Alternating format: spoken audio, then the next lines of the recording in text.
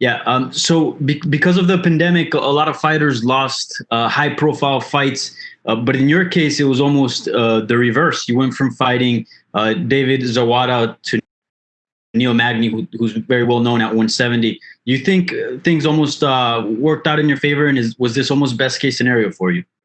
Yeah, I think it definitely is a big step up in opponent, but it's a fight that I think I deserved. I think that I've earned, and it's exactly what I wanted. It's a fight I've wanted for a while now, and I'm happy for the challenge. And no disrespect to David, I just don't think that he earned the fight versus me yet. And this is a big opportunity for me. Yeah. And as far as the division, there's a lot of things going on at 170. I mean, Neil Magny is a pretty big name. And, prior to the Damian Maia loss, you were on a nice win streak. So you could potentially be, if you beat Magny 6-1 in your last 7 bouts. Do you think that a win there could be enough to put you in the rankings? Yeah, I think it should be. I think that there's a few people in the rankings that I don't even know why they're in the rankings with Pettis, Connor, and Diaz. None of them are beating 70-pounders right now, so I don't know why they're in the rankings. So I think that I could easily be at like 15, and Neil's at 13 right now. So I think that a win over Neil, I should definitely be inside the top 15 and really making a push here. Yeah. And as far as the matchup itself, where do you see your strengths lie in this bout with Magny? Honestly, I feel like I'm just a more well-rounded fighter than him. I think I'm a little bit better everywhere. I think that he might have the reach on me and size, and but cardio-wise, I mean, in a 3-round fight, it's not gonna. I don't think he's gonna play a factor at all. So I don't see where he has any advantage. So I think it's a great matchup for me. But I'm excited for it as well. I think that Neil's a very tough opponent, and he's beaten multiple world champions. Beat Calvin Gastelum. So I mean, this is a big fight. Yeah, for sure. And the cage this time is going to be a lot smaller than the regular cage. And you mentioned there Neil Magny's sort of size and range, and that's something that's very well known about his style, his distance and the range. How much do you think the smaller cage will affect and play a role in this fight?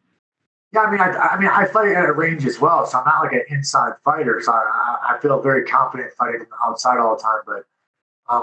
They always say, I think my grappling is a lot better than his. So smaller cage usually plays a factor, gives a little bit of advantage to the grappler. And I imagine I'm going to have to get inside and stay inside on him a little bit more often with my striking. So I think it plays an advantage where he can't run around and stay away as well as he's used to. All right, Anthony. Thank you. Good luck. Thank you. And we will take our next question from Jay Anderson with Cage Side Press. Hey, thanks very much. And, you've called this fight your biggest opportunity coming into it. And with that in mind, have you kind of put any extra pressure on yourself to go out there and put on a performance, make a statement? Well, I mean, it's also my last fight of my contract, so everything is on the line for this fight. So it's but every fight I put so much pressure on myself to win and to perform at the best of my ability. So I think that I wouldn't say added pressure. It's more of like just an added motivation, like where, sometimes if you have any self-doubt ever, that it's easy to flip it with just knowing that, it's a lot easier just to go into the fight knowing that I've done everything right leading up to it. I've been in training camp for about 14, 15 weeks. I had like five or six different fight dates, opponent changes. I don't know where you're fighting or how you're fighting. Don't know. So everything's kind of different for this fight, but I'm a fighter. I'm going to get out there and fight anyone. And I think it's a great opportunity. You mentioned this being the last fight on your deal. Were there talks about renewing prior to this? Did you choose to kind of roll the dice here and go that route?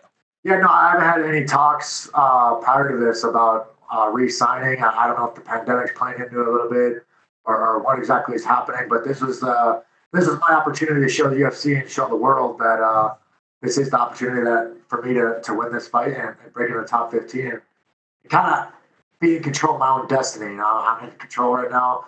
So I win this, and I'm inside the rankings. It definitely helps, with going to the negotiation tables and be able to negotiate a good quality contract. And last one for me. I mean, you mentioned the pandemic. A lot of fighters have had to make some adjustments, be it training at home gyms, that sort of thing, limited sparring partners. How have things worked out for you in this situation? it's been phenomenal with me. Outside of being on a lift because the workout room closed down, but I've been training every day with Douglas Lima, Will Brooks, Jakau. Those like we had another 3 or 4 guys at the ATT Atlanta, and we were just every day we would come in, we would spar, we would do everything. So nothing's changed for me. I almost could be like it was a positive in my growth in martial arts where you have all those top guys. Obviously, Douglas being top 3 welterweights in the world every day. 4 or 5 rounds we're training together. So I think it was a great experience, and I'm excited to get in there on Saturday. All right. Well, thanks very much. Best of luck on Saturday. Thank you, buddy. And we'll take our next set of questions from Ognian Georgiev with Max Sports Bulgaria. Hello, Anthony. Hello, how's it going? You had a very close fight with Damian Maia a year ago. What was the most important stuff that you learned from that fight, and does it open your eyes for something that you need to improve in order to become the top guy in the division? Yeah, I think obviously in that Damian fight, I was kind of a mental mess going into that fight, leading in there with a lot of outside drama going on, a lot of outside negativity that was in my life at that moment. So it's kind of just cleaning all that up and getting my support system stronger and building these positive energy. Is kind of more. I think it was more of a mental thing going into that fight than a physical thing. So I think that going into this fight. Obviously, I'm coming off that win in Russia, so it's more just being me, being happy. We came out here a week early to Vegas to just get quality bonding with the team and go into this fight on Saturday with full board. One last from me. You are one of the guys who probably sparred a lot with Kobe Covington at ATT. Was it the best move for everyone in the team? That he leaves ATT after the arguing with Dustin Poirier, with Masvidal, and some other of the fighters. And is Kobe such a bad guy, as pretty much everyone in the team describes him? Well, I'm out in Atlanta, Georgia now, so I haven't been down there for about 9 months. But when I trained there, we trained, and I didn't have any drama with them. But obviously, there's a lot of drama with him and all the guys at the gym there. But that's kind of more their business now.